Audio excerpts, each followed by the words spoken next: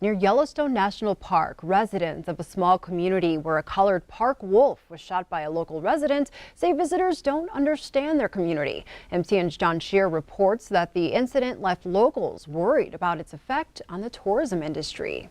We're very close to the end of the road here in Cooke City, just outside the remote northeastern corner of Yellowstone National Park. The road ends just down here a couple of blocks. In the winter, snowmobilers and a few winter wildlife watchers from the park are what business people here depend upon. I feel when people don't have the correct information, it's bad for business. I cater to a lot of the wildlife groups in the summer and winter, and they are a big chunk of my business. GAERTNER is talking about the social media buzz over the shooting of a wolf near Cooke City by a local resident. The wolf was killed legally by a hunter with a tag, but it immediately sparked a buzz that it had been baited. And it's a lot of supposition, it's a lot of gossip and rumor, and it's made it challenging. Knowing the facts, dealing with the facts, is the best way to kind of squash that. We went in and investigated that, and it wasn't true.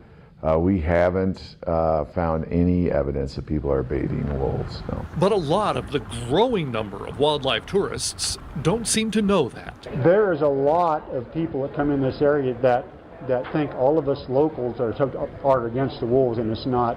It's not the case. It's not true. Johnson is a hunting guide, but he also has a robust business guiding wolf and other wildlife watchers. Tourism is vital in our community because so many people have come, and they come here because they want to see wolves. And when they come here and they see them, they get excited and they want to know more. Even though you have a small percentage of hunters in this area, doesn't represent the majority of Cooke City folks. GAERTNER is also quick to defend the rights of hunters to legally harvest game, including wolves. But she and others don't like the idea of killing a collared wolf. Many of the wolves that have been taken legally in the hunt have been collared wolves.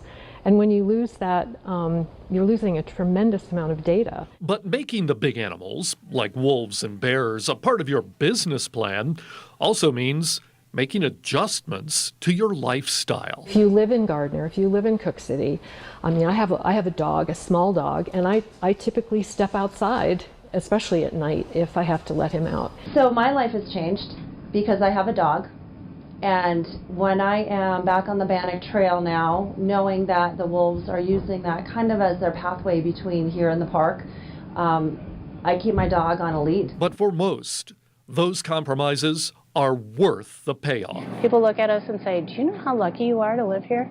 And I say, "Oh, yes, I do." While wolves can be a threat to ranching businesses, they can be a boon to other businesses. A recent University of Montana study says that wolf watchers bring in more than $35 million to communities around Yellowstone. In the park, in the Lamar Valley, I'm John Shearer for MTN News. Montana Fish, Wildlife and Parks officials say while they encourage people living near the park to take every precaution possible, if predators get too comfortable around people, safety becomes a top priority. That means some of the predators could be killed to protect their human neighbors.